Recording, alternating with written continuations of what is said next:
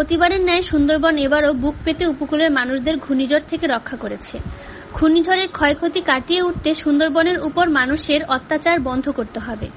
বিশ্ব পরিবেশ দিবস উপলক্ষে 4 জুন মঙ্গলবার সকালে মোংলার কানাইনগর পশুর নদের পাড়ে বাংলাদেশ পরিবেশ আন্দোলন মোংলা শাখা ও পশুর রিভার ওয়াটার কিপারের আয়োজনে সুন্দরবন বাঁচাও, উপকূল বাঁচাও, বাংলাদেশ বাঁচাও শীর্ষক মানববন্ধনে বক্তারা এসব কথা বলেন।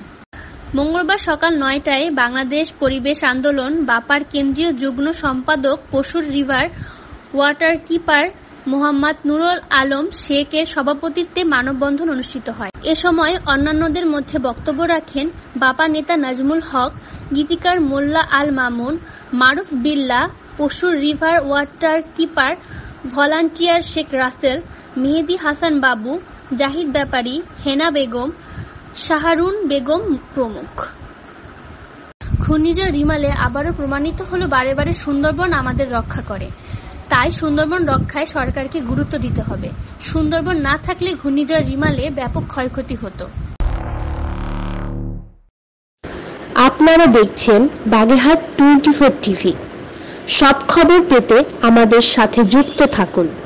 সাবস্ক্রাইব করে আপনার প্রিয় পছন্দের চ্যানেলটির সাথে থাকুন।